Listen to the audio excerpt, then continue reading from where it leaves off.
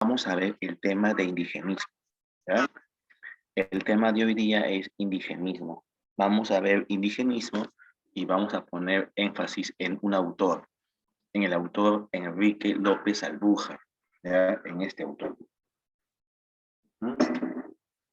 Ahora, eh, en cuanto al tema de indigenismo, primero pues, ¿cuándo se produjo?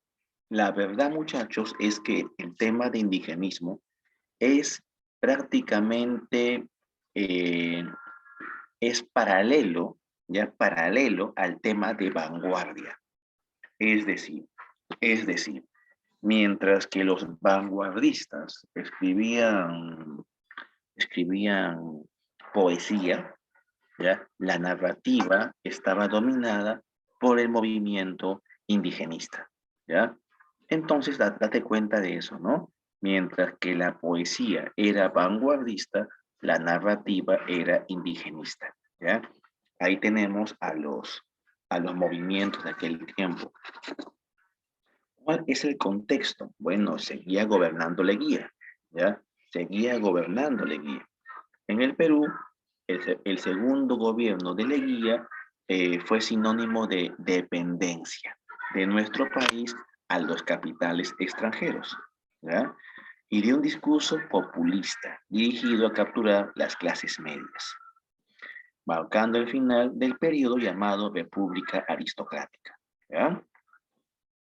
Recuerden que Leguía gobernó entre 1919 y 1930. Ahora, estamos en un momento de cambio, ¿ya? Estamos en un momento de cambio. 1919 a 1930 es un momento de cambio. Y es un momento también de qué? Es también un momento de bicentenario. No, perdón, de centenario. Claro, porque así como el presidente Castillo recibió el Perú en su bicentenario, hace 100 años el presidente Leguía recibió el Perú en su centenario. ¿Y esto es importante? Pues sí, es muy importante. ¿Ya? Es muy importante. Es muy importante porque, chicos, chicas, es muy importante porque el hecho de celebrar un centenario o un bicentenario siempre hace que nos preguntemos algo, que nos preguntemos qué está pasando. O también, ¿bicentenario de qué? ¿Centenario de qué?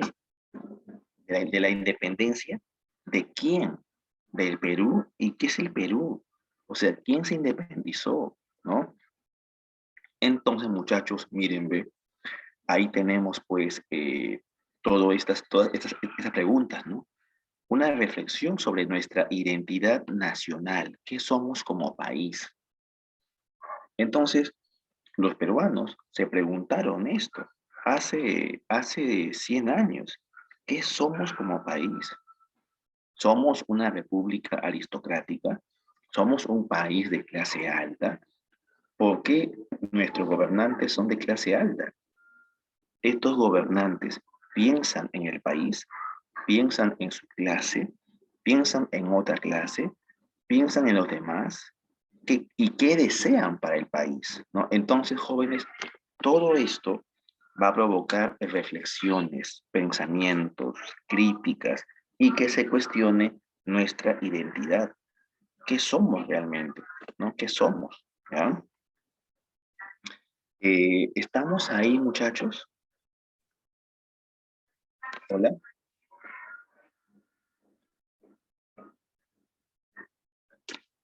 ¿están ahí? Ya, genial. Que chicos, no los veo. Y como no los veo, no sé si están ahí o no. O sea, en este momento no sé si estoy en clase o no, si alguien me escucha o no. Es complicado realmente dictar cuando no hay cámaras prendidas y cuando el problema es que no quieres prender tu cámara. Yo voy a decirte siempre eso, o sea, me indigna que no haya cámaras prendidas, chicos. En especial en jóvenes que quieren ingresar a la universidad. O sea, si fueran escolares, chivolos, Tal vez lo podría comprender, ¿no? Pero jóvenes que quieren ser universitarios y no tienen cámara prendida es grave. Es como que no sé a quién le enseño. O sea, tú me puedes ver, pero yo, ¿a quién le enseño? ¿A quién veo ahí? No hay nadie a quien ver, chicos. Eso me preocupa bastante, ¿ya? Y no sé, no sé, siempre estoy preocupado por ti. Es que, mira, si yo fuera otro docente, no te diría nada.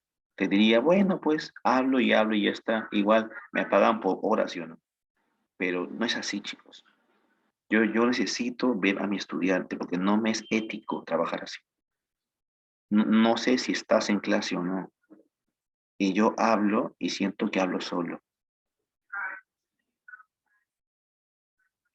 Así que te voy a pedir, por favor, prende tu cámara. Requiero tu cámara prendida. Por favor, mucho. No puede ser que de cuántos, de 35 alumnos, ni uno tenga su cámara prendida. Para mí es realmente indignante. Por favor, muchachos, por favor. No, yo está bien, comprendo que no puedan algunos, pero los demás, ¿qué?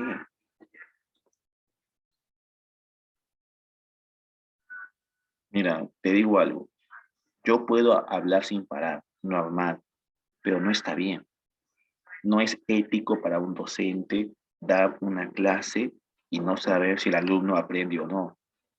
El profesor no solo cobra, el docente enseña. Y yo no veo un estudiante aquí. Miss Miriam, así va a ser siempre con los chicos. O sea, realmente no sé qué hacer. Oh, profe.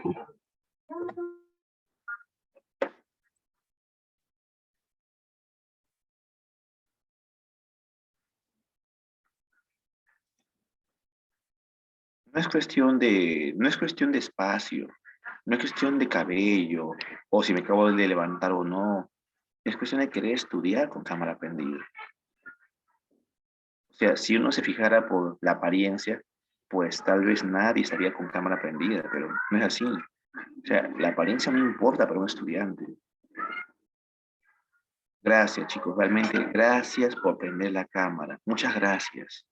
Realmente gracias. Ahora, aquí veo a Mel y veo a Evelyn. Chicas, realmente gracias. ¿Ya? Pasemos a otro punto. Eh, a ver, en aquellos años, Mel, Evelyn, en aquellos años hubo una gran efervescencia política, ¿ya?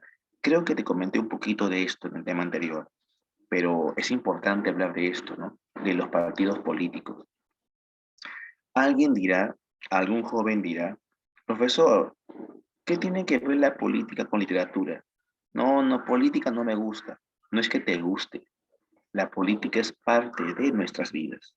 Y es más, somos seres políticos. Y aquellos que dicen, no, no, política no, lamentablemente, ¿qué te puedo decir? No? Una gran muestra de ignorancia. Todo lo que hacemos es político, ¿no? Entonces, si yo te hablo aquí de política, no es que sea yo político, es que todos somos políticos. Y es algo que pasa en la sociedad. Hace 100 años aparecen dos partidos muy importantes. Aparecen el APRA y aparece el Partido Comunista del Perú. Son los dos partidos que aparecieron hace 100 años. ¿Ya? El APRA era un partido de izquierda, de centro izquierda, que solía luchar por el pueblo y por los obreros. ¿Ya? Mientras que el Partido Comunista del Perú fue fundado por Mariátegui y era un partido que, bueno, que tenía una ideología socialista. ¿Ya? Estos dos partidos no solo van a enfrentarse al gobierno, son partidos que van a tener como líderes a intelectuales. Por ejemplo, en el APRA destacó Víctor Raúl Haya de la Torre y en el Partido Comunista, pues José Carlos Mariátegui. Ambos publicaron diferentes libros, ¿ya? Pero el que publicó un libro importantísimo para el país fue Mariátegui. El libro publicó los 7 ensayos de interpretación de la realidad peruana. Se publicó en el año de 1928. Este libro de Mariátegui es muy importante y lamentablemente nadie lo lee. Es lo triste del Perú. Tenemos intelectuales por las puras. Tenemos letrados, intelectuales, filósofos y nadie los lee. Entonces, ¿para qué tenemos intelectuales? ¿Para qué tenemos filósofos? ¿No? Pero bueno, de que tenemos, ¿ya? Y uno es Mariátegui. Mariátegui era un autor moqueguano, ¿ya? Un autor de clase media que tenía familia de clase alta. Y este autor, pues, tenía problemas de salud, pero aún así era un intelectual muy respetado. Sabemos que escribió su libro en donde analiza la realidad del Perú, ¿ya? Analizó la realidad del Perú, ¿sí? Y en especial habló de dos temas, de la tierra y del indígena. ¿Qué pasaba? Que el indígena hace 100 años vivía en condiciones terribles, ¿ya? El indígena vivía en condiciones no humanas y la tierra no le pertenecía al indígena, sino a ciertas familias. Es que el Perú no era como hoy. El Perú pertenecía a ciertas familias. O sea, es como que el Perú era un conjunto de pequeños reinos. Eso era el Perú. Y los indígenas eran sirvientes, eran siervos, ¿ya? Eso eran los indígenas. Así es.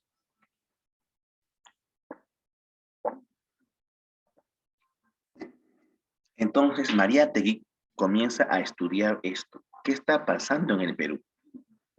¿Cómo es posible que unas cuantas familias sean dueñas de todo el territorio, ¿no?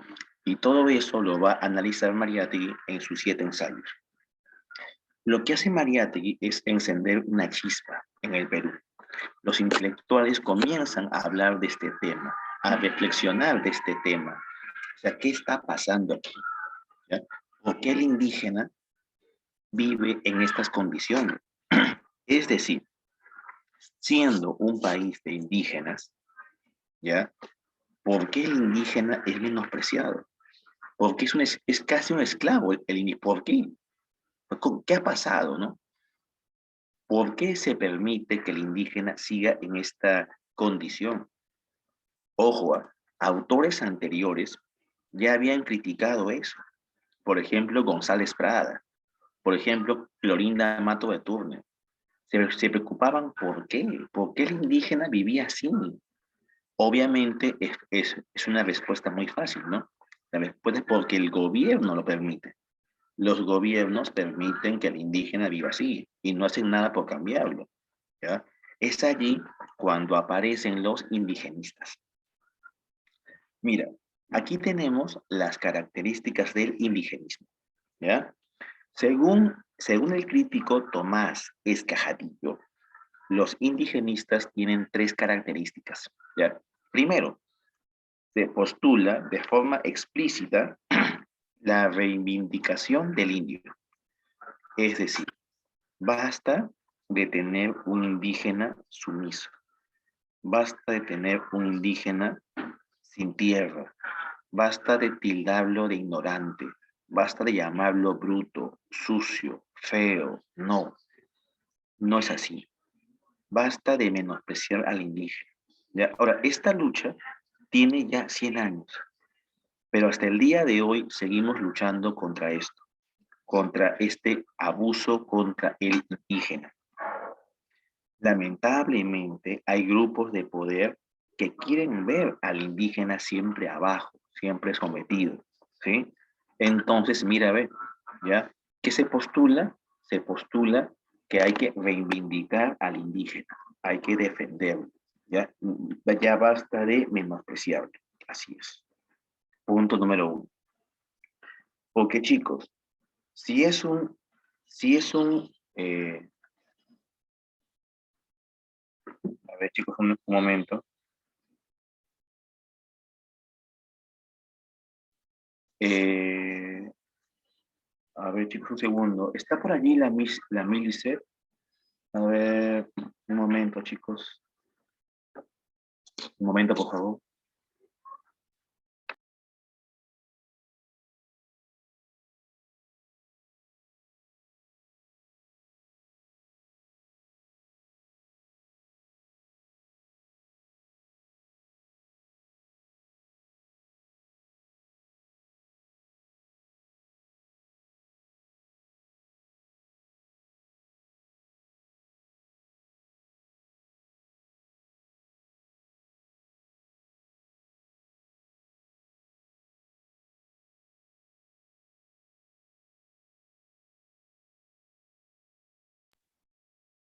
Bien, chicos. Entonces, perdón por la interrupción.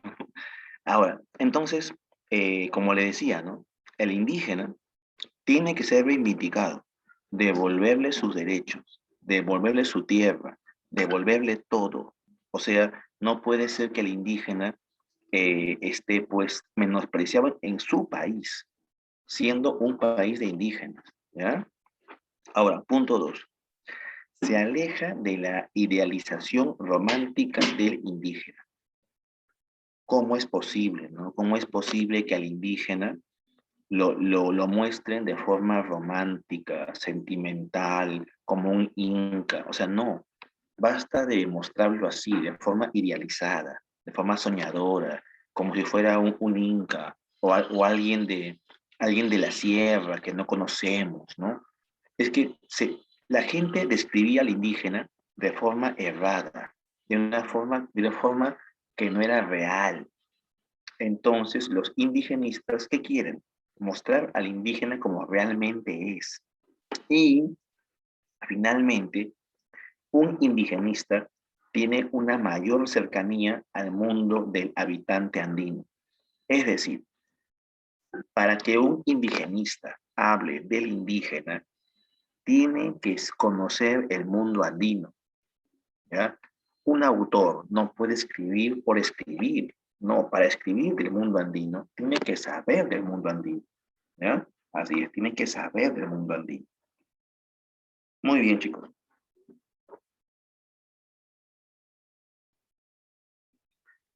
Así es, chicos, ¿ya? A ver, entonces estas son las características del indigenismo, ¿ya? Estas son. Ujú, estas son. A ver, chicos, un segundo, me están llamando de la otra aula. Al parecer hubo un pequeño problema con los exámenes. Deme un segundo, ¿ya? Un favorcito. Disculpen la interrupción. Pasa en las mejores academias. Un segundito, ¿ya? Sí, sí, no sé qué están haciendo con las pruebas. A ver, un segundo, por favor, muchachos. Ay, ay, ay. ¿Cuándo? No?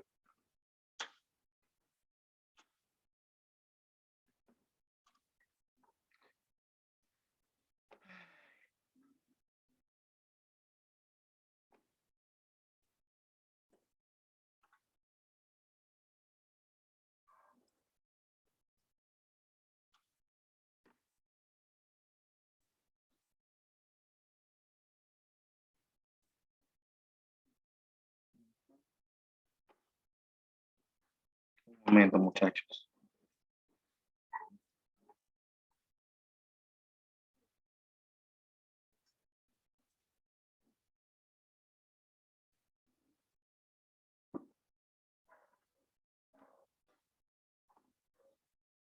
Bien, chicos, ahora sí. Ahora sí, ¿ya? Volviendo a clase. Disculpen, chicos, disculpen. Ahora sí, está. Muy bien, volvimos. Mel, Evelyn, hemos vuelto a clase. Disculpen la intromisión por aquí. Entonces, ya sabemos cómo es un autor indigenista y cómo son las obras indigenistas. Número uno, la reivindicación del indígena. Número dos, alejarse de la idealización romántica y mostrar un indígena más real. Y número tres, un indigenista tiene que conocer el mundo andino, ¿ya? Son las características del indigenismo, ¿sí? Las características. Ujú. Muy bien.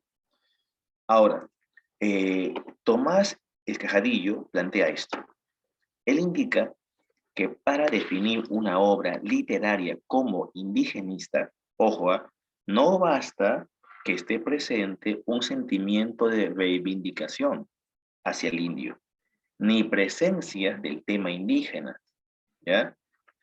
Si yo defiendo al hombre indígena, no me hace indigenista.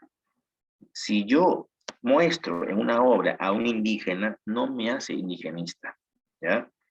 Para hacerlo, el texto literario debe superar estilos del pasado, como la visión romántica. O sea, tampoco mostrar una visión romántica del mundo andino, ¿ya?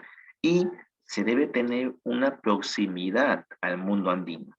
O sea, si yo digo, hacendado malo, indígena bueno, eso no me hace indigenista. Si yo digo, voy a hablar de indígenas, chachando su coca, tampoco me hace indigenista.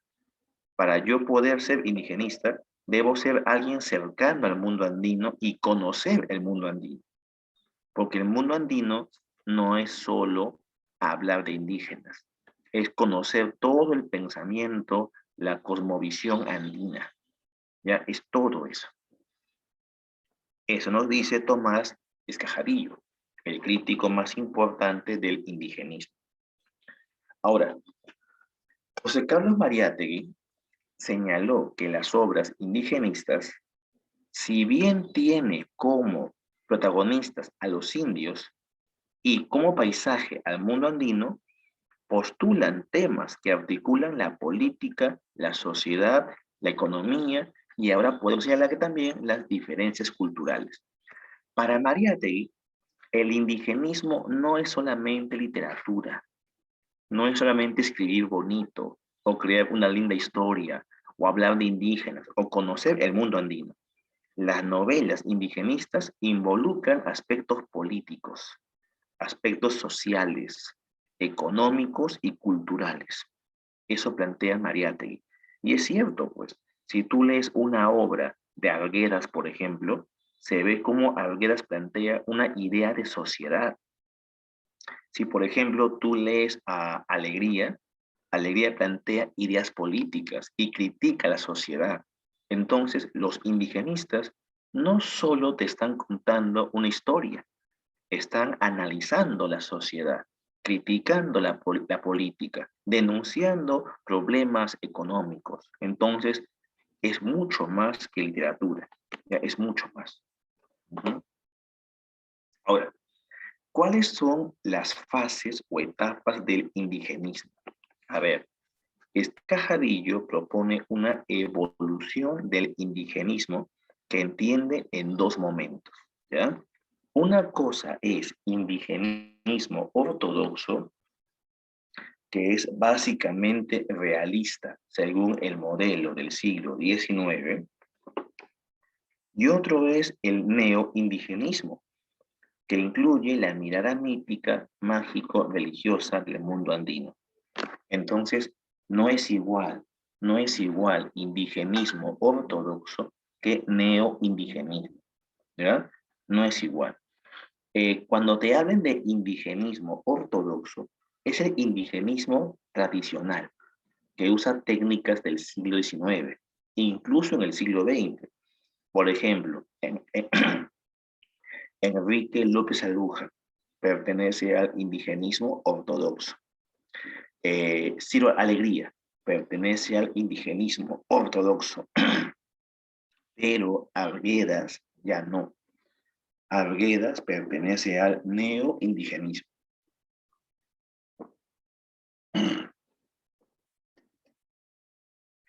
Arguedas pertenece al neoindigenismo. ¿Ya, chicos?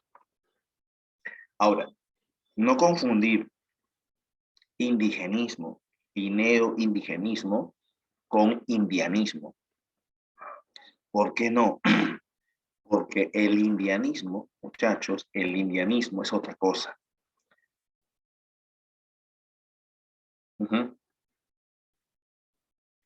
¿Qué es el indianismo? A ver, te explico.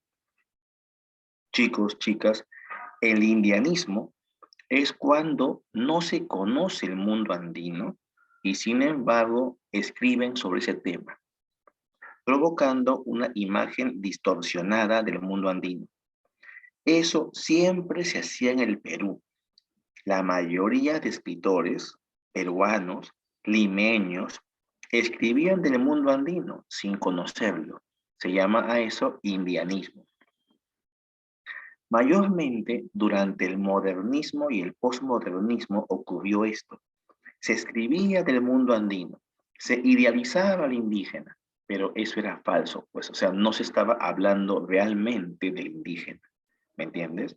O sea, se estaba distorsionando su imagen. De repente lo mostraban servicial, lo mostraban como subordinado, lo mostraban con una lengua mal hablada.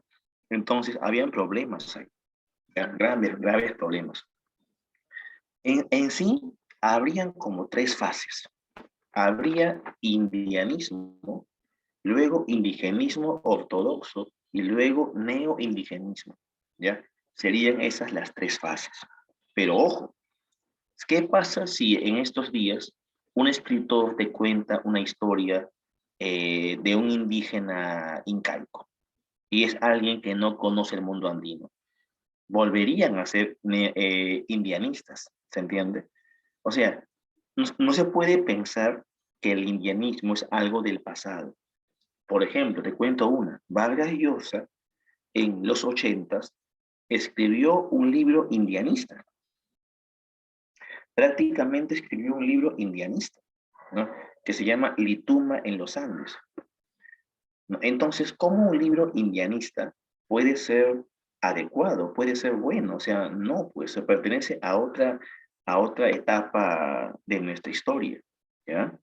Entonces, esos son los tres periodos: indianismo, indigenismo y neoindigenismo. A ver, ahora, los autores más importantes del indigenismo son dos: Alegría y Arguedas, ¿ya? Ellos son los autores más importantes, Alegría y Arguedas. Hay un autor más, que es como el iniciador, ¿ya? Es como el iniciador del indigenismo. ¿Y quién es él? Él es Enrique López Albújar, ¿ya? Enrique López Albújar es el iniciador, pero incluso antes de Albújar tenemos autores anteriores que habían defendido al indígena. ¿Como quién? Por ejemplo, tenemos a ver, en el siglo XIX, por ejemplo, mira, a ver, aquí está, en el siglo XIX tenemos autores como Manuel González Prada y Clorinda Mato de Turner. Manuel González Prada había denunciado cómo se maltrataba al indígena y las condiciones en las cuales vivía. Por eso González Prada había dicho que había que reivindicar al indígena. O sea, esto de reivindicar al indígena no es algo nuevo.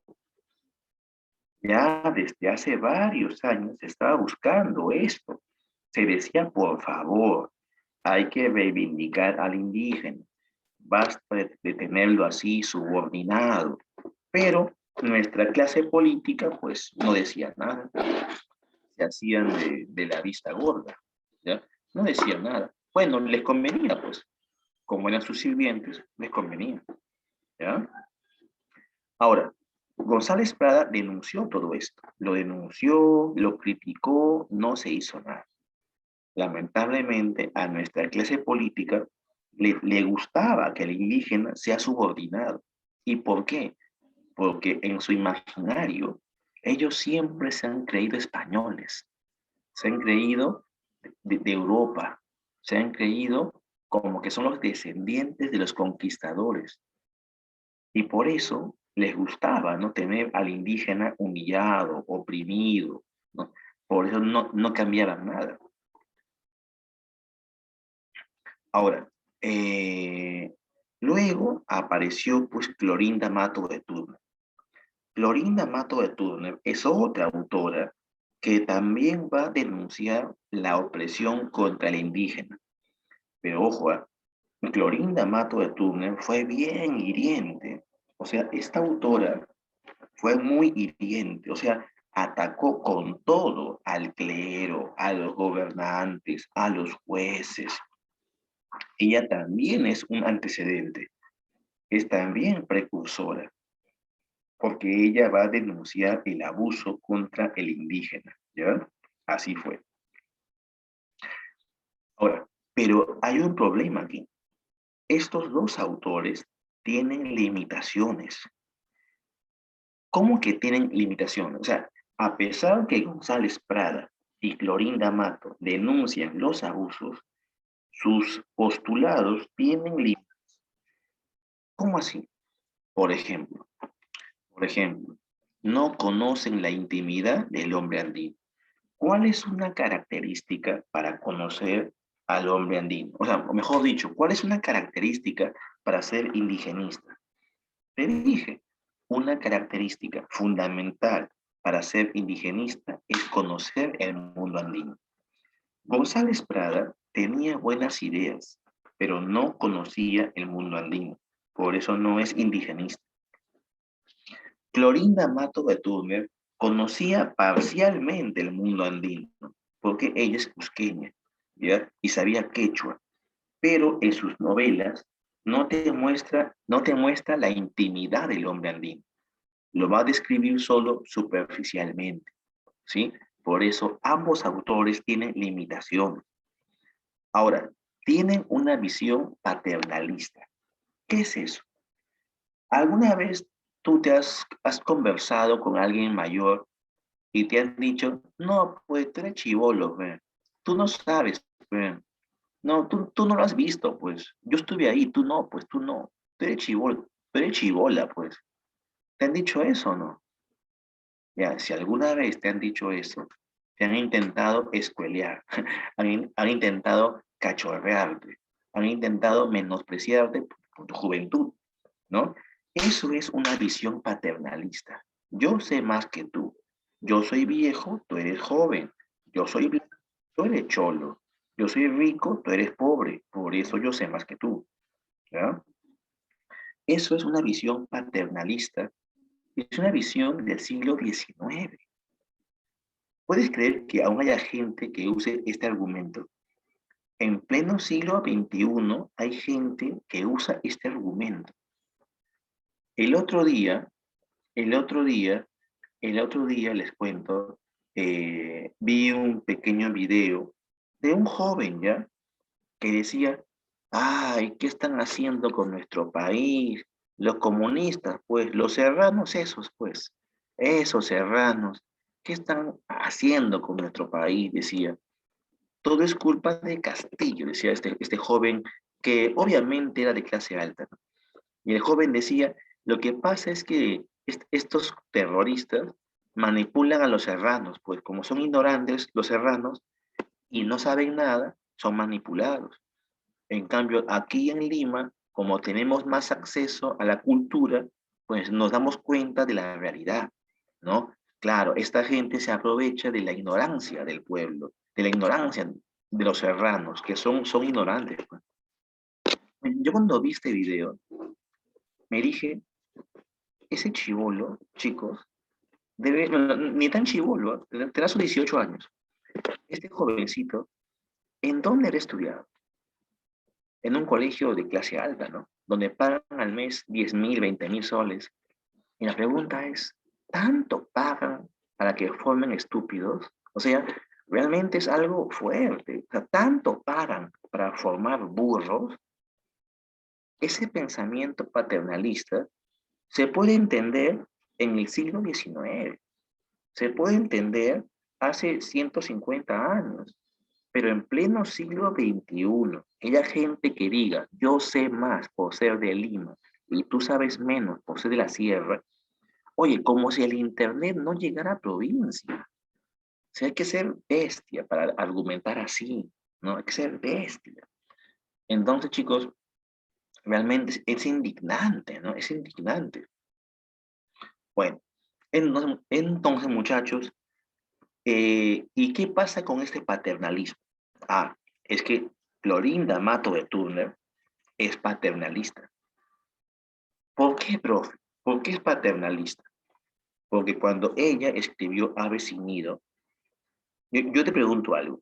¿Qué le pasaba a los indígenas en Ave sin nido? A ver, ¿qué les pasaba? ¿Qué les ocurría a los indigenistas? ¿Nadie? ¿Qué le pasaba a los indígenas en Ave sin nido? Profe, eran abusados. Los mataban, claro, los mataban, los golpeaban, les robaban, los explotaban, ¿verdad? Ya. ¿Y cómo se arregló esto? ¿Cómo se arregló? A ver, en Ave sin nido. ¿Cómo se arregló? Ya, te pregunto algo, Tomaya. Me comenta el Tomaya, con la llegada de limeños. Me cuenta Mel, con una pareja de blancos, con una pareja de esposos. Ah, ya. O sea, tienen que venir limeños a salvarte. Solamente los limeños podrán salvar el Perú. O sea, se dan cuenta de ese es paternalismo, pues. Los limeños van a salvar a los serranos. ¿Por qué? Porque los serranos no pueden defenderse solos.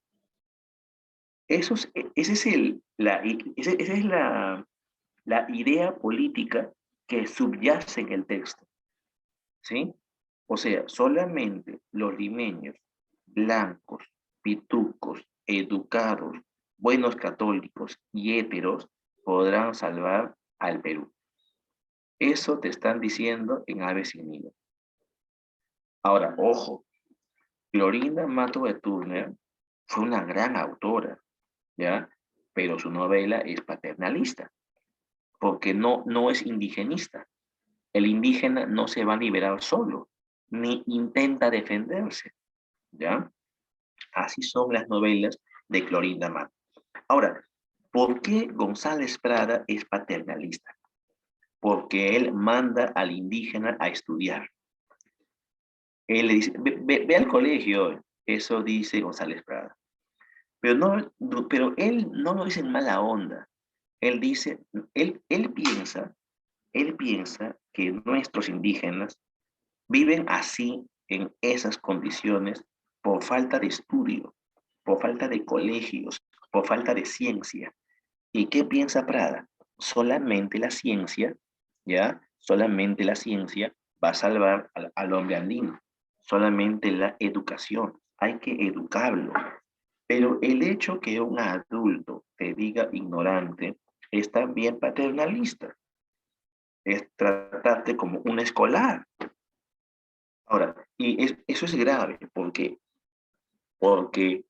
al decirle a alguien te falta ir al colegio, estás despreciando toda la sabiduría popular del hombre andino. ¿Por qué pensamos que cultura es solo la química, la física, la biología? ¿Por qué pensamos que cultura es solamente la ciencia? La ciencia no es solamente cultura. Cultura es todo aquello que el hombre hace. Que un hombre no sepa Ruffini o Horner no lo hace ignorante. Que un hombre no sepa una fórmula del arco doble no lo hace ignorante. Lo hace conocedor de otra cultura. ¿Estamos?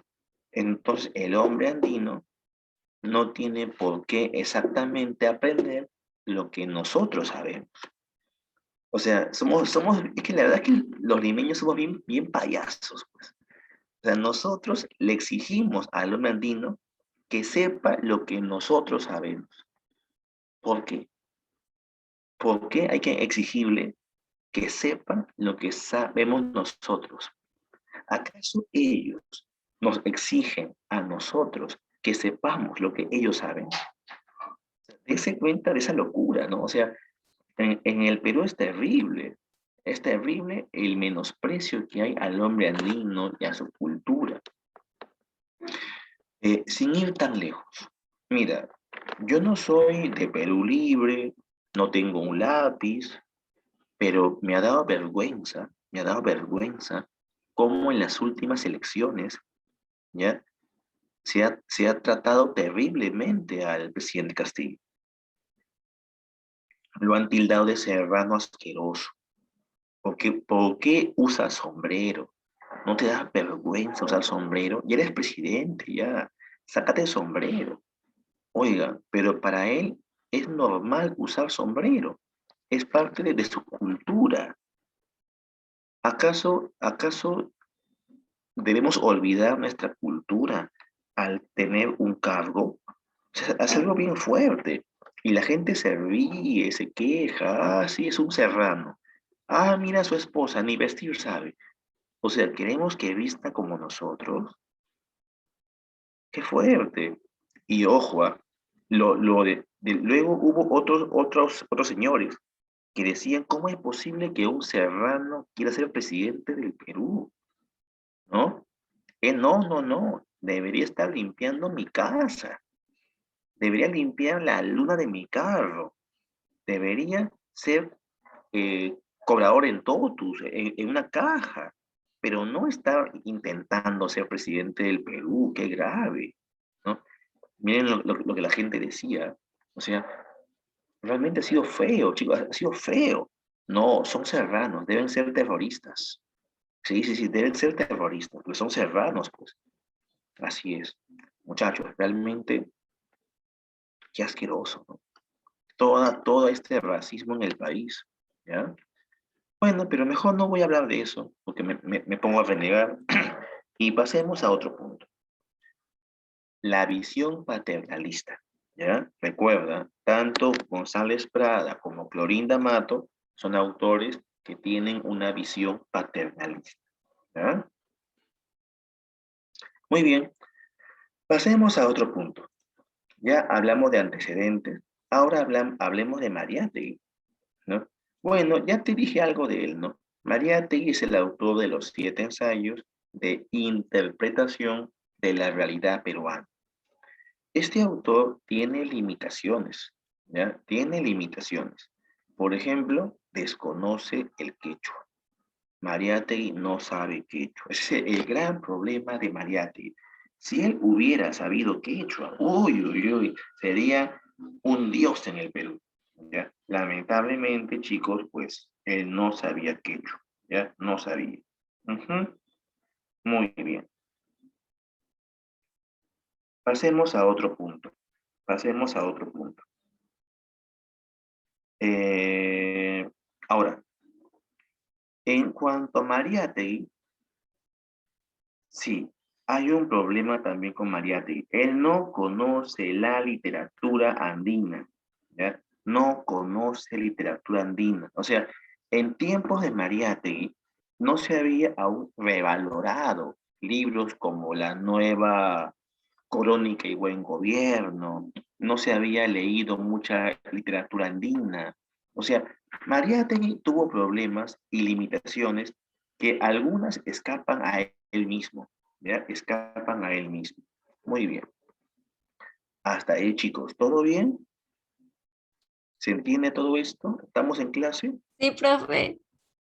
Ya, genial, genial. Entonces, sigamos con la clase, ¿ya? Sigamos con la clase. Ujú, muy bien. Pasemos a otro punto. Muy bien, chicos, pasemos a otro punto. En cuanto a Mariátegui, recuerda que nació en 1894 y murió en 1930, ¿ya? Murió en 1930. Mariátegui fue un autor moqueguano, escritor, porque también fue escritor, fue político y fue periodista, ¿ya? Fue político y fue periodista. En cuanto a político, pues ya sabes que era de izquierda y también fue periodista. Incluso tuvo su propia revista llamada Amauta, llamada Amauta. Desde chiquillo fue periodista y acumuló un gran conocimiento de forma autodidacta. Mariátegui no fue universitario, él no fue a la universidad, él fue autodidacta. Estuvo muy motivado por el marxismo, ¿sí? y fue un gran intelectual peruano, muy original y de trascendencia bueno, hasta el día de hoy. O sea, realmente, chicos, hay que entender que este autor ha sido muy influyente hasta el día de hoy, ¿ya? Hasta el día de hoy. Se continúan leyendo sus 7 ensayos.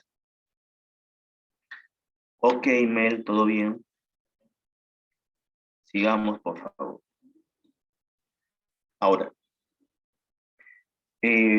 Mariátegui publicó los 7 ensayos de interpretación de la realidad peruana en 1928. Algunas ideas son propias y también retoma algunas de González Prada y articula el problema del indígena con los conflictos socioeconómicos. Ahora, recuerda que él es director de la revista Amauta, revista cultural promotora del arte vanguardista e indigenista. ¿Ya? Así es, fundó la revista Amauta. Ahora, de los 7 ensayos que publicó Mariátegui, hay que recordar que hay uno muy importante que se llama El proceso de la literatura. En este ensayo, de los 7, hay uno que se llama así, El proceso de la literatura. Mariátegui va a hablar de nuestra literatura peruana y va a intentar explicarla, cómo es, en qué consiste, ¿ya? ¿En qué consiste? A ver, en este ensayo, Mariátegui aborda de manera crítica lo que él denomina colonialismo. ¿Y qué es esto? Colonialismo, ¿ya? Es un concepto en el cual se plantea el dominio de una potencia sobre otros territorios, ¿ya? Hace unos días, un congresista dijo que no había que usar este concepto, porque este concepto era de terroristas. Y realmente es, no sé, la gente da pena realmente, ¿no? Todo lo ve terrorismo por aquí, terrorismo por allá, ¿no? Ve a un hombre con polo de rojo, terrorista, ¿no? Ves a, qué sé yo, una remolacha, terrorista. Come ensalada rusa, terrorista, ¿no? Todo es terrorismo, ¿no? Bueno, lo grave es que se está usando esa palabra de forma muy tonta, cuando sí hay que tener cuidado con el terrorismo, ¿ya? Así es, ¿ya? Hay que tener cuidado. No, bueno, no lo sé, pero continuemos, por favor. Entonces, mírenme, ¿qué plantea Mariátegui? Que en el Perú existe el colonialismo, es decir, que hay potencias extranjeras que influyen en nuestra identidad, ¿ya? Entonces, ¿qué tenemos que hacer nosotros? Nosotros tenemos que superar este colonialismo. Tenemos que superarlo, ¿por qué? Porque si no, no tendremos nuestra identidad bien marcada. Ahora, Mariátegui reconocerá y promoverá el indigenismo como un mecanismo de cambio. Eso plantea Mariátegui, como un mecanismo de cambio, ¿ya? Él dice, el indigenismo, como hemos visto, está extirpando poco a poco desde sus raíces el colonialismo, ¿ya? Eso dice, eso dice Mariátegui. Entonces, miren qué importante, ¿no? Para Mariátegui, qué importante es el indigenismo, porque el indigenismo nos va a ayudar, ¿ya? Nos va a ayudar a, a salir, a salir de esta sociedad sin identidad, como que nos va a ayudar a recobrar nuestra identidad. Ujú. Ahora, el problema indígena tan presente en la política, la economía y la sociología no puede estar ausente de la literatura y del arte. Ya eso dice. El problema indígena, el problema indígena tan presente en la política, la economía. Claro, es que la gente a nivel de política hablaba de indígenas, a nivel de economía, de sociología, hablaba de indígenas. Y si el indígena está en política, economía y sociedad, tiene que estar en el arte, tiene que estar también en la literatura. Ujú. Así es, tío, así es.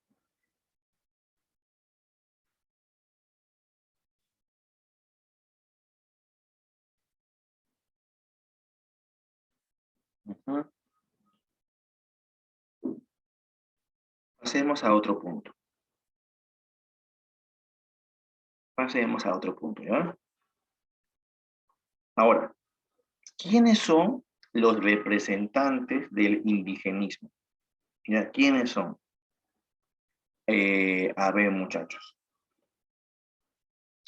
El desarrollo de las ciencias sociales que permitió un mayor conocimiento sobre el mundo andino y el fortalecimiento de las clases medias en su búsqueda de un espacio social y político, contribuyeron a la constitución del discurso literario indigenista.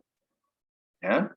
Miren, este tomó la reivindicación del sujeto andino como instrumento para enfrentar los modelos culturales y estructuras políticas de la oligarquía criolla. Ujú. Entonces, chicos, chicas, mírenme, nos están diciendo que las ciencias sociales nos permiten conocer mejor el mundo andino, ¿ya? De repente, la antropología, la etnología, la arqueología, todas estas ciencias sociales nos permiten conocer mejor el mundo andino, ¿ya? Ahora, qué más nos cuentan? La clase media estaba buscando un espacio social y político. Ujú. Entonces, la clase media es también la que va a enfrentar los modelos culturales. ¿Ya? Así fue, ¿ya? La clase media. Así es, muchachos. La clase media. Un segundo.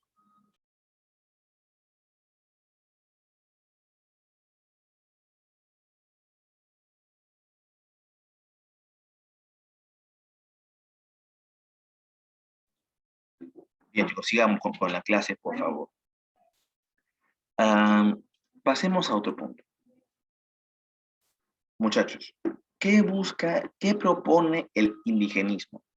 El indigenismo propone producir una literatura persuasiva sobre la realidad representada. Por eso apela a discursos históricos, antropológicos, jurídicos, lingüísticos o testimonios. Deja de lado el exotismo modernista, deja de lado el idealismo romántico, ¿ya? Eso hace el romanticismo, ¿sí? Eso hace. Ahora, ¿quiénes son los indigenistas más importantes? Enrique López Albuja, Ciro Alegría y José María Arguedas. Ellos son los indigenistas más importantes. De todos ellos, solo vamos a ver a uno el día de hoy, ¿ya? Solamente vamos a hablar de uno. ¿Y de quién vamos a hablar? Vamos a hablar del autor Enrique López Albújar. Enrique López Albújar es un autor de Chiclayo, ¿ya? Este autor nació en Chiclayo, vivió entre 1872 y 1966, ¿ya? En ese rango vivió Albújar. Ahora, Albújar nació en Chiclayo, fue un polémico escritor y juez, ¿ya? Fue escritor y juez. Retoma la crítica social y política dentro de la línea de Manuel González Prada, ¿ya? Por la cual estuvo en prisión hasta en 3 ocasiones. O sea, muchachos, este autor seguía la misma línea que Manuel González Prada y estuvo preso hasta 3 veces. Como articulista, se enfrentó al gamonalismo. Miren qué interesante. Este autor se enfrentó al gamonalismo en las páginas del semanario El Amigo del Pueblo, que él editara hasta 1908. ¿Verdad? Es decir, él tenía un semanario. Un semanario es un tipo de diario, pero que no se llama diario, sino semanario, porque sale una vez por semana. Ahora, suspendido en 1918 por emitir una sentencia polémica, se dedica a escribir los relatos que publicará en 1920, con el título de Cuentos Andinos, Vida y Costumbres Indígenas. Libro considerado como iniciador del indigenismo en el Perú. López Albújar, muchachos, va a publicar este libro, Cuentos Andinos. Este libro es, ¿cómo decirlo? Uno de los mejores libros de cuentos del país, ¿ya? Y que tiene una cualidad que inicia nuestro indigenismo, ¿ya? Inicia nuestro indigenismo. Muy bien. Pasemos a otro punto. Pasemos a otro punto. López Albújar es autor de varios libros.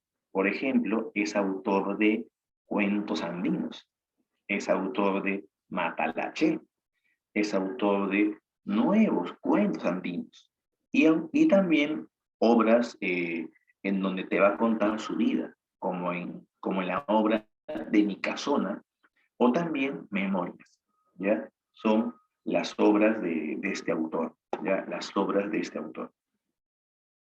Ujú. Muy bien. Pasemos a otro punto, ¿ya? Pasemos a otro punto. Quiero hablarte en este momento de cuentos andinos. Cuentos andinos es un conjunto de cuentos, ¿ya? Tiene alrededor de 10 relatos, 10 cuentos, en los que sobresalen, por ejemplo, Los Tres Jilcas, El Campeón de la Muerte y Ushanan Hamur. Ya son algunos cuentos de este libro. Hay más cuentos como El Campeón de la Muerte o de repente La Soberbia del Piojo, entre otros.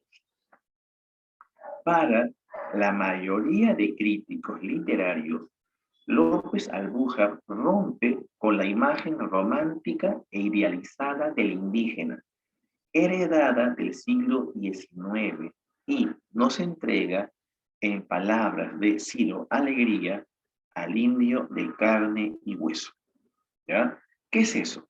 Significa que cuando uno lee los cuentos de Enrique López Albújar, siente que realmente está leyendo la historia de un indígena de verdad, no algo falso, ya, no algo falso. Eso se siente, que estamos leyendo algo verdadero. Uh-huh.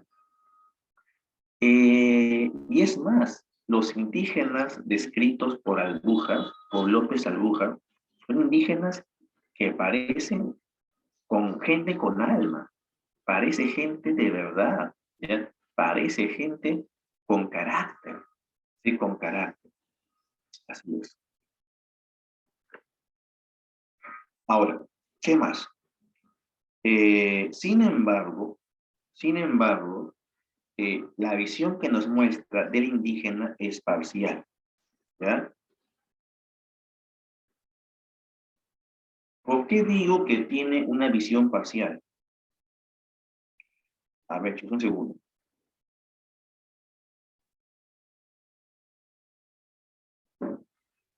A ver, sucede que este autor tiene una visión parcial porque este autor era juez, ¿ya? Este autor era juez.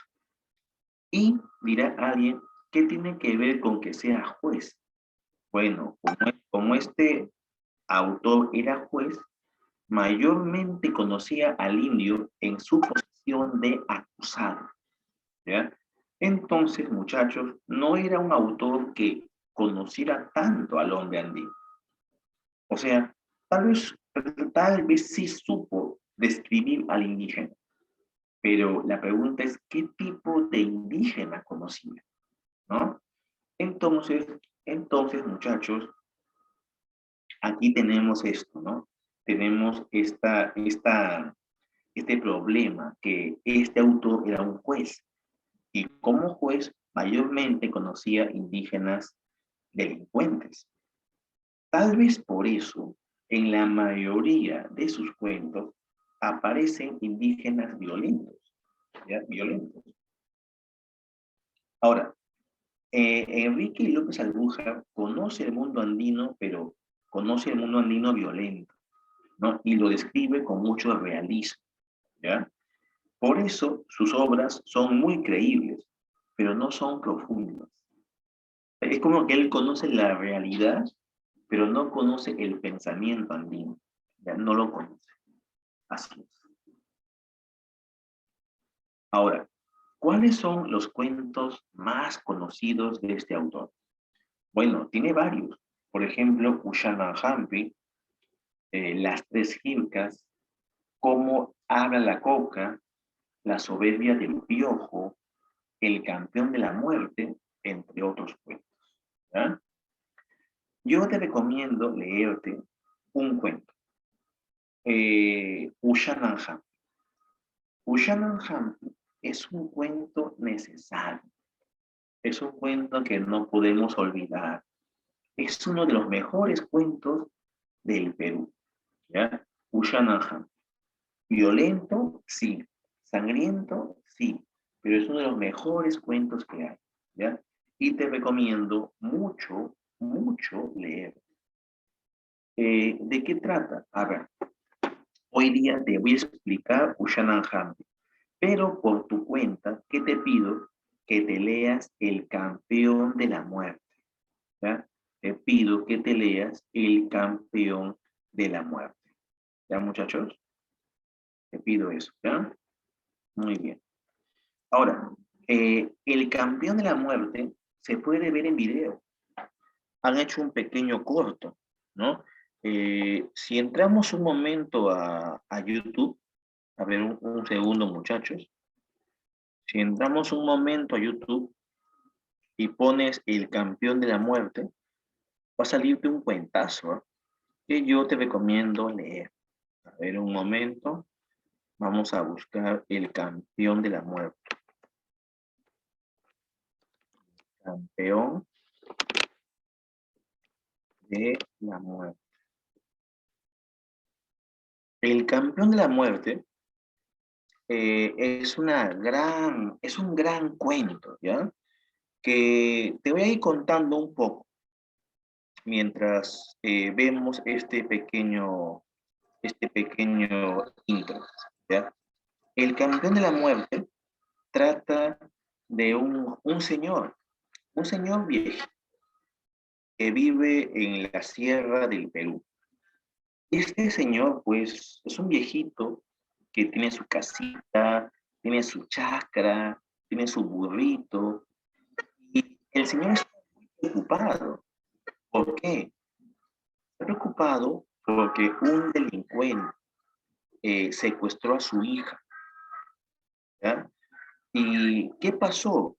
Bueno, sucede que este delincuente le pidió la mano de la hija, ¿ya?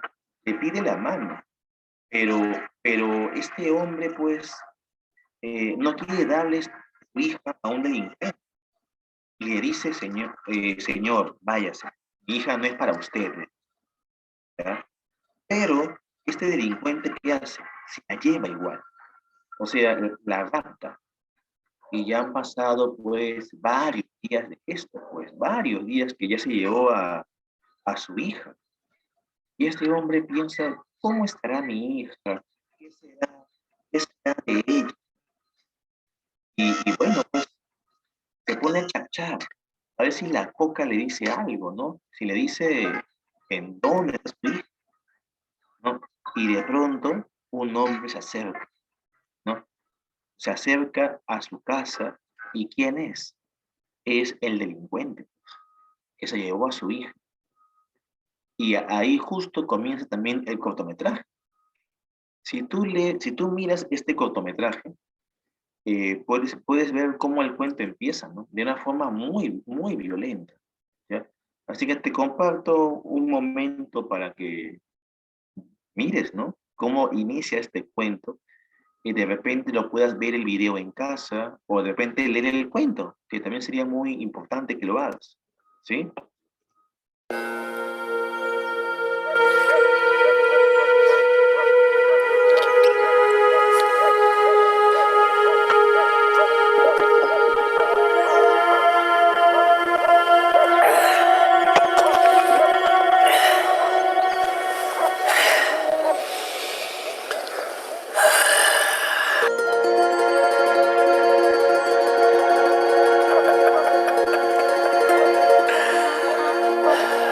Viejo, aquí te traigo a tu hija, para que no le andes buscando y no digas que un mostrenco se lo ha robado.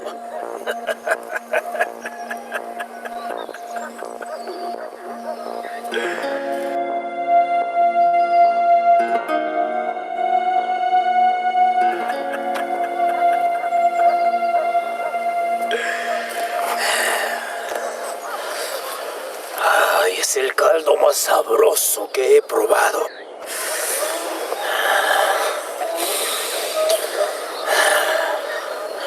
Y no te lo dejo porque me puede servir para ti. Si vuelves a cruzarte en mi camino.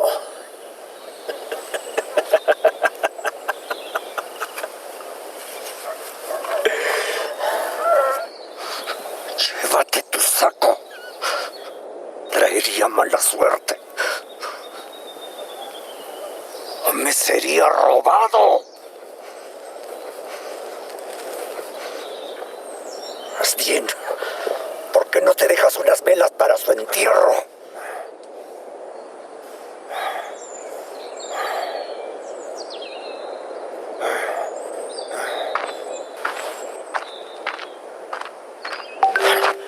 Dijiste que era un mostrenco. ¿Qué te puedo dar, Unas cuchilladas, tal vez, viejo hablador. Hazlo mejor. ¿Crees que le tengo miedo, No hay nadie quien me dé la cara en toda la provincia. Segundo, tú no entiendes nada. Hay mucho más afuera.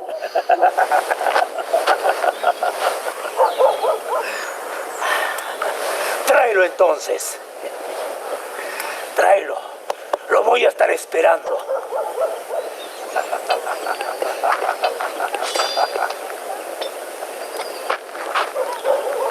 Este cuento, que fue llevado fue llevado al cine, es bien chévere porque es la historia de un criminal andino. Este señor que está aquí acaba de descuartizar a la hija de este anciano. Lo hace en venganza porque el anciano no quería que se case él con su hija. Bueno, se da a entender que este delincuente ultrajó a la hija y luego pues la descuartizó. Y es una forma también como de vengarse de la mujer y también del padre, ¿no? Pero, ¿de qué trata en sí el cuento? Eres un comienzo, ¿no? El cuento trata de cómo este anciano se da cuenta que él no puede matar a este hombre, ¿no? Y por eso contrata a un sicario para que lo mate a este hombre. Y este cuento es genial. Te narran cómo contratan a un sicario, al mejor sicario andino, llamado Juan Jorge, ¿ya? Pero yo no quiero contarte ese cuento, sino quiero contarte Ushanan Hambi, ¿ya? Y Ushanan Hambi, muchachos, es otro cuentazo, ¿ya? ¿Y de qué trata? ¿De qué trata Ushanan Hambi? Ushanan Hambi es un cuento, ¿ya? Y mira, aquí lo han llevado hasta a... Ah, mira, ve qué locazo, lo han llevado también a la película. Lo han hecho hasta en cortometraje, ve. Qué bonito, chicos. Bueno, ¿de qué trata Ushanan Hampi? Hasta está en serie, mírame, está en serie, es alucinante, ¿ya? Ushanan Hampi es la historia de un pueblo, ¿ya? Un pueblo en donde toda la población se ha reunido en una plaza. ¿Y para qué? ¿Para qué la población se ha reunido en la plaza? Bueno, es que van a juzgar a un hombre. Y el hombre que va a ser juzgado se llama Kunse, ¿ya? Se llama Kunse Maile, ¿ya, chicos? Se llama Kunse Maile. Bueno, el asunto es que Kunse Maile es un delincuente, es un ladrón, ¿ya? Es un ladrón, chicos, al que ya lo han atrapado, lo han capturado, ¿ya? Han atrapado a Kunse Maile y lo tienen amarrado allí, amarrado, ¿ya? Y la idea es que lo van a juzgar, ¿ya? Van a juzgar a Kunse Maile. Entonces, los jueces ya están allí, ya. Están esperando que traigan al delincuente Kunse Maile para juzgarle. Ahora, están comiendo su coca, esperando que lo traigan al acusado, y todo el pueblo está ahí, bien. Y en eso, chicos, traen a Kunse Maile. ¿Y cómo es Kunse Maile? Uy, Kunse Maile es grandazo. Es un indígena fuerte, ¿ya? Fuerte. Eh, todo esto se lleva a cabo en la plaza de Chupán, ¿ya?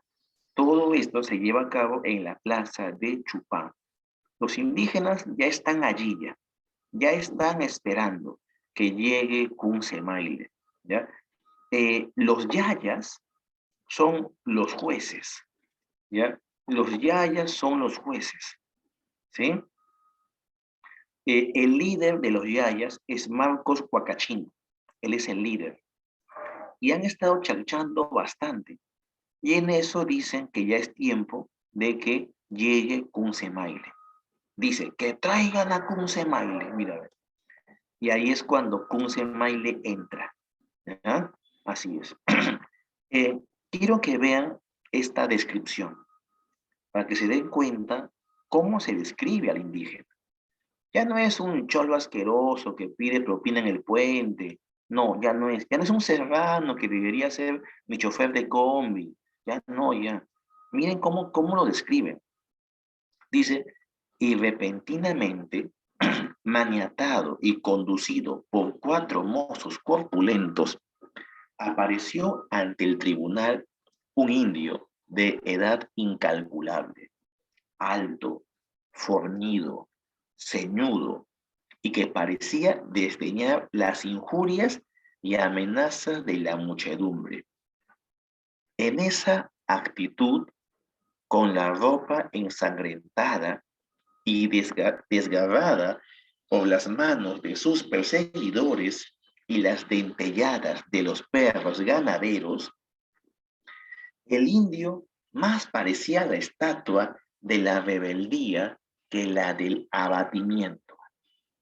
Era tal la regularidad de sus facciones de indio puro, la gallardía de su cuerpo, la altivez de su mirada, su porte señorial, que, a pesar de sus ojos sanguinolentos, fluía de su persona una gran simpatía, la simpatía que despiertan los hombres que poseen la hermosura y la fuerza. ¿Mm?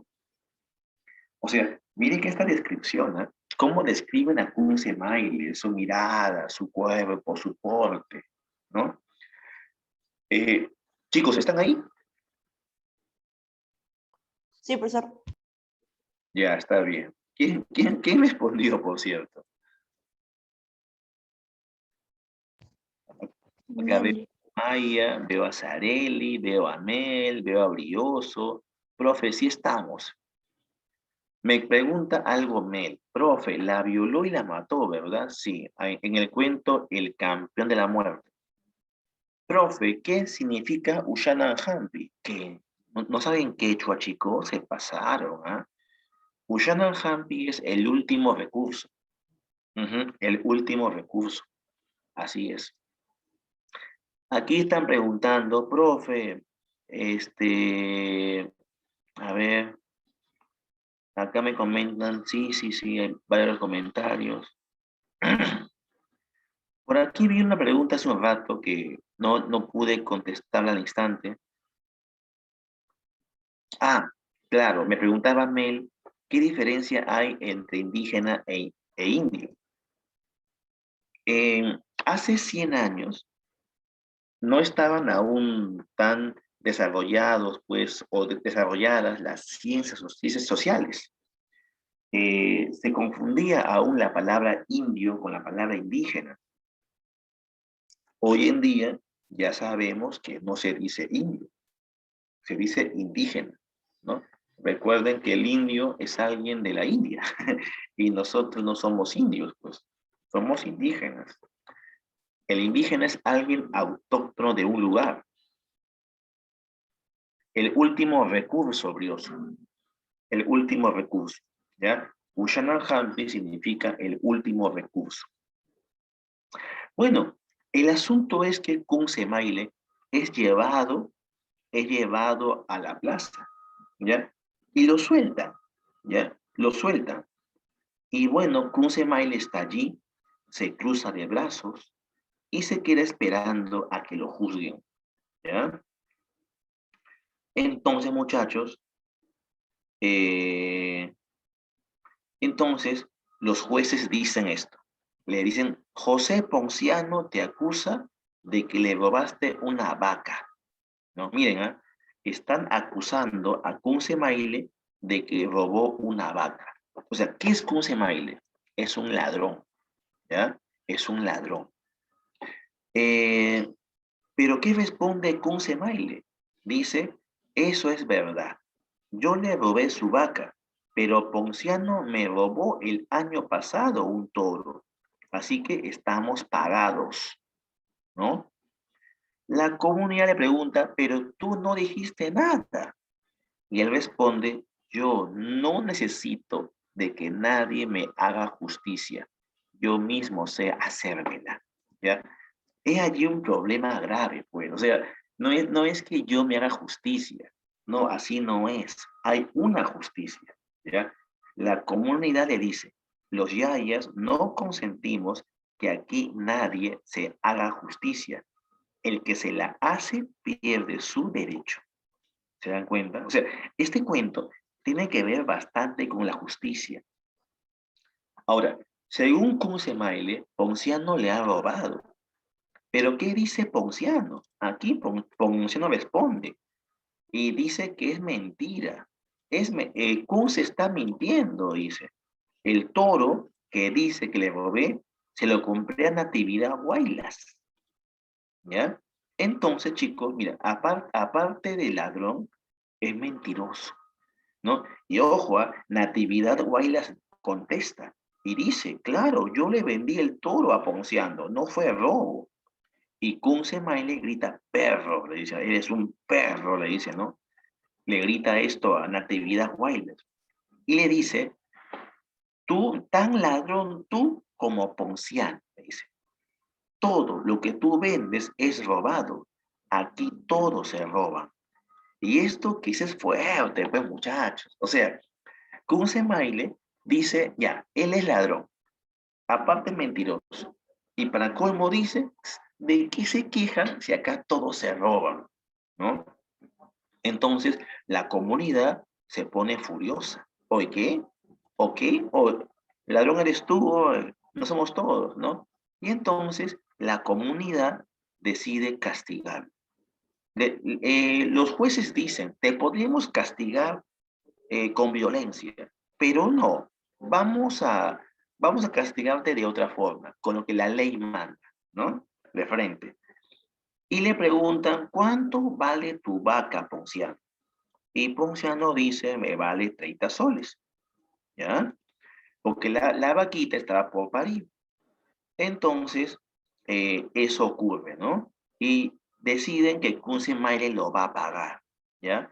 Pero Kunzemaile, ¿qué dice? No tengo dinero con qué pagar. Y la comunidad dice, no hay problema, tú tienes ganado, tienes tierras, tienes casas, se te va a embargar. Se te va a embargar porque tú tienes, ¿ya? Y dice, como es la tercera vez que compareces por ladrón, te vas de Chupán para siempre. O sea, ¿qué castigo le van a dar a Kunzemaile? El destierro. Te vas de Chupán para siempre. Y ojo, ya lo han castigado. Mira, ve, primero lo han castigado con el yachishu. Es un castigo. No hizo caso. Luego lo castigaron con el aji achisu. No hizo caso. ¿Ya? Y ahora le van a aplicar hitarishu, que es el tercer castigo. ¿Sí? El tercer castigo. Y ahora, ¿qué es yachishu? A ver, un momento. ¿Qué es yachishu? A ver. Yachishu es, lo aconsejaremos, exhortación mediante el cual se aconseja al acusado para que se corrija y vuelva a ser un hombre de bien. O sea, mira, la gente le fue a hablar, o como se ya pe, o ya pues, tienes que portarte bien, ¿no? Le dicen eso, ¿ya? No hizo caso. Luego le decretan a Yachisu, los pondremos bien, los conciliaremos. O sea, se le amonesta y se le pide que se amiste con su agresor. O sea, date cuenta cómo en el mundo andino hay justicia. Y luego, ¿qué le aplican? Hitarishu. ¿Qué es eso? Te expulsaremos. Condena al ostracismo. ¿Ya? Él es borrado de la comunidad. ¿Ya? Entonces, chicos, miren cómo lo han castigado 2 veces y no hizo caso. Como no hizo caso, tercera vez, destierro.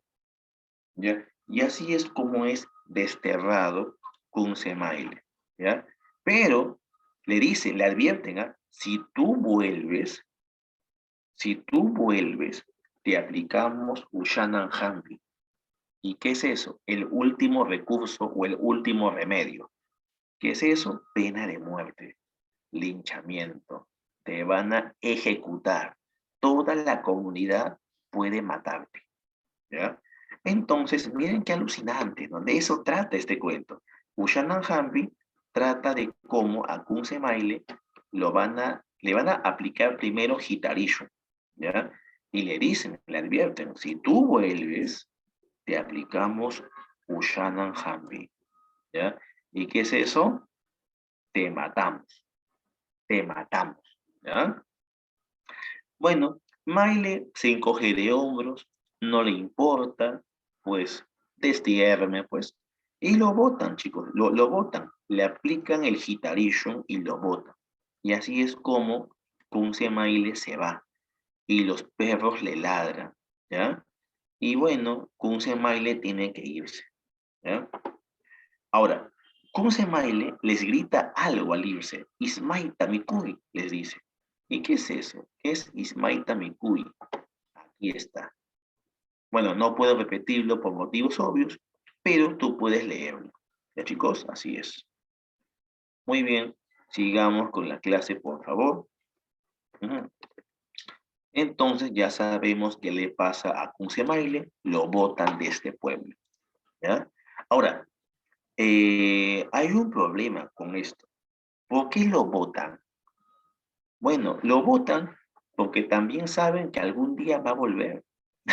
O sea, Kunzemaile tiene en su casa su chacra, tiene en este pueblo su casa, su chacra y a su mamá. Entonces, algún día Kunzemaile va a volver. Y Kunzemaile vuelve, ¿ya?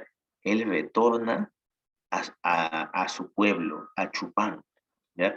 Pero retornó no solo, retornó con una carabina y 100 balas. ¿Por qué? Porque él decía, me quieren matar. Si vuelvo me matan. Ya, muy bien. Y por eso regresó armado, con una carabina y 100 balas. Él pensó, suficiente para enfrentarme a todo el pueblo. ¿Ya? ¿Qué hizo Kunzemaile? Regresó a su casa, ¿ya? Regresó a su casa, ¿sí? Y cuando llega a su casa, su mamá estaba ahí. Y su mamá lo recibe. Le dice, entra, guaguayau. ¿Y qué será guaguayau? Hijo mío, ¿no? Entra, hijo mío, le dice la viejita. Ya, pues, señora, si lo viera mejor, no sería un ladrón, pues. Ay, ay, ay. Bueno, el asunto es que cuando Kunzemaile entra a casa de la vieja, todo el pueblo se va a enterar. ¿Por qué? Porque la vieja, ¿a quién más va a recibir, pues? Si no es a su hijo. ¿A quién más? ¿Sí o no? Entonces, ya justo un vecino los ve, ¿ya? Un vecino los ve, ¿ya? ¿Y qué hace? De inmediato pasa la voz. Y este vecino va corriendo y avisa, ¿ya? Avisa que han visto a Kunzemaile. ¿Quién avisó? Santos. Santos avisó. La vieja Anastasia lo abrazó. ¿A quién más podría abrazar la vieja Anastasia? Pues es Kunze, ¿no? Kunze ha vuelto. Y la comunidad sabe que tiene que matarlo. Pero hay un problema, que está armado. Entonces esto va a ser difícil, ¿no? La comunidad va a ir a matar a Kunzemaile. Todo el pueblo se va a pasar la voz. Ha retornado Kunzemaile y todos van a sacar sus garrotes, sus cuchillos, sus pistolas y hasta los perros van a preparar sus dientes para poder matar a Kunzemaile. Kunzemaile está en su casa, habla con su mamá, come con ella, pero la madre se preocupa. Dice, hijito, ¿por qué has vuelto? Te pueden matar. Pero él dice, ya te he visto, mi vieja, y me he dado el gusto de saborear una chaccha en mi casa. Voyme ya, volveré otro día. Pero ni bien se pone de pie, sabe que lo van a matar afuera, porque ya se oyen pasos afuera. Y Kunzemaile, ¿qué hace? Sale corriendo, ¿ya? Le disparan, pero no le dan. Y la gente grita, muera Kunzemaile, Ushanan Hampi, Ushanan Hampi. Lo van a perseguir, pues, a Kunzemaile. ¿Y qué hace Kunzemaile? Kunzemaile decide subirse a la iglesia. Se sube al campanario de la iglesia y la gente comienza a rodear la iglesia y comienza a dispararlos, ¿ya? 10 tiros, 10 tiros del pueblo y ninguno le da. En cambio, Kunzemaile dispara una vez y mata a uno. ¿Mm? A las 2 horas ya hay muertos 12 personas, todos por bala. Kunzemaile los está matando. Kunzemaile grita, tomen perros, y los agarra a balazos. ¿Mm? Él dice, antes de que me cojan mataré 50. Kunzemaile vale 50 perros chupanes. Dice, ¿dónde está Marcos Huacachino? ¿Quiere un poquito de cal para su coca con esta chipina? Le dice, ¿no? Y la chipina era el cañón del arma. Uy, y ahora, muchachos, ¿qué van a hacer? Tienen a Kunzemaile en el campanario, ya hay más de 18 hombres muertos, ¿m? Y es allí cuando aparece Facundo. José Facundo es un vecino, ¿ya? Es un vecino que tiene tan buena lengua que puede engañar a Ron Ron, puede engañar al zorro mismo. Ujú. Entonces llaman a Facundo y le dicen, Facundo, queremos que hagas bajar a Kunzemaile para matarlo abajo. Desde arriba no se puede. Y así es como Facundo le habla a Kunzemaile. Esa parte es alucinante, cómo los dos conversan, ¿no? Kunzemaile le dice, ¿qué quieres, Facundo? Y él responde, pedirte que bajes y te vayas. ¿Quién te manda? Pregunta Kunze. Yayas, dice Facundo. Y responde Kunse, ya son unos supaipa huachascan. ¿Y qué es eso? A ver, supaiwa, hijos del diablo. Mira, qué bacán. Son hijos del diablo, ¿no? Eso le dice. Son hijos del diablo. Bueno, el asunto es que ya son unos supaipa huachascan que cuando huelen sangre quieren beberla, no querrán beberla mía. Oye, qué bacán habla Kunze. No, dice Facundo. Yayas me encargan decirte que si quieres te abrazarán y beberán contigo un trago de chacta en el mismo jarro y te dejarán salir con la condición de que no vuelvas más. Han querido matarme. Ellos no. Ushanan Hambi, nuestra ley. Ushanan Hambi, igual para todos, pero se olvidará esta vez para ti. Están asombrados de tu valentía. Han preguntado a nuestro gran Shirka Yayak y él ha dicho que no te toquen. También han catipado y la coca les ha dicho lo mismo. Están pesarosos. ¿Mm? Mira que responde Kunze, no quiero abrazos ni chacta, que vengan aquí todos los yayas desarmados y a 20 pasos de distancia, juren por nuestro Jilka que me dejarán partir sin molestarme. O sea, Kunze no es tonto, pues. Facundo quiere engañarlo, pero no puede.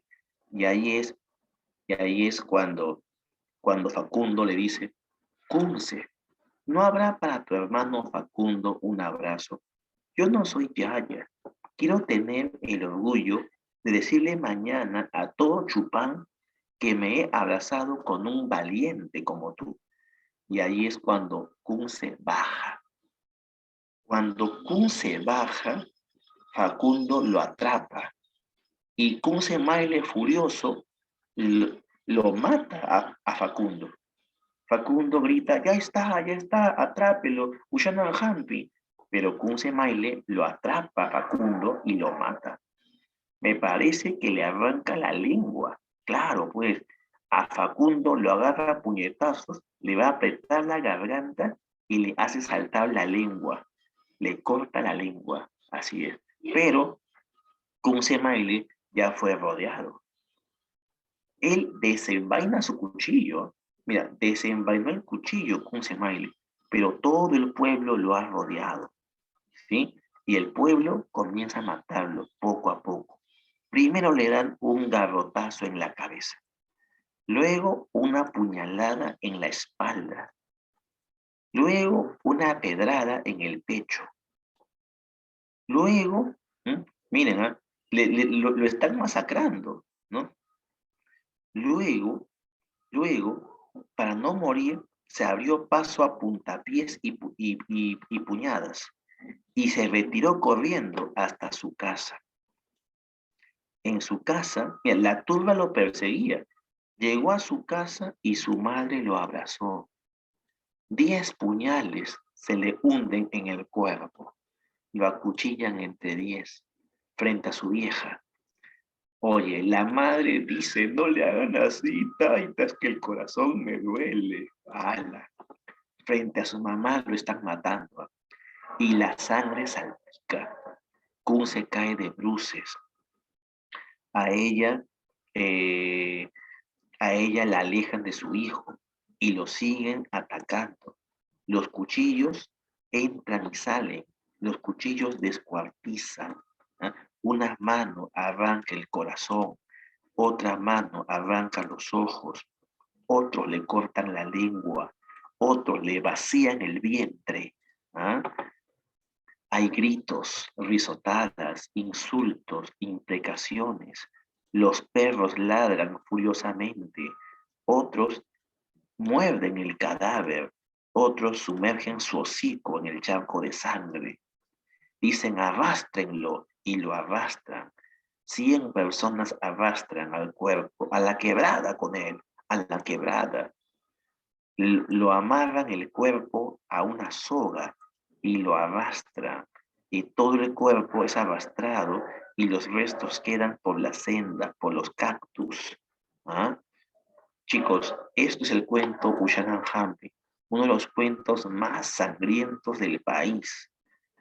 El cuento acaba cuando, cuando los restos de Ushanan Hampi, los intestinos de Ushanan Hampi, se cuelgan en todo el pueblo para que la gente sepa que está prohibido ser ladrón y está prohibido levantarse contra la justicia del pueblo. O sea, este cuento es tremendo.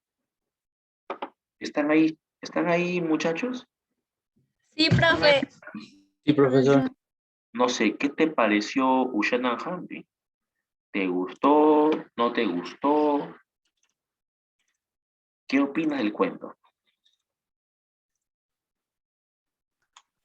Muy sangriento, profesor. Pero hija, la sangre es vida. Me encantó, profe. Buena obra. Buen cuento. Es un cuentazo. Indigenismo peruano. El indigenismo ortodoxo peruano rechazó tajantemente que la clave es la de ¿ya? El enfoque paternalista del indígena. Pregunta 2. Es el iniciador del indigenismo con su obra. La C. Iniciador, la C, ¿no? Enrique López Albuja con su obra Cuentos Andinos. 3.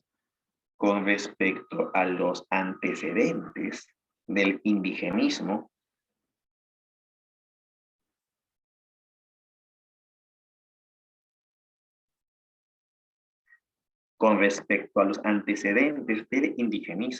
marque la alternativa que completa correctamente el siguiente enunciado.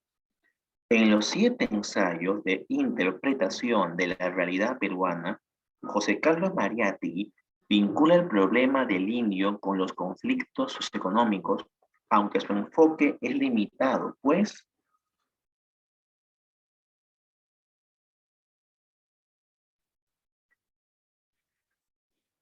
yo pone la Mariátegui no conoce la subjetividad del indígena, no lo conoce. 3, clave la A. Pregunta 4.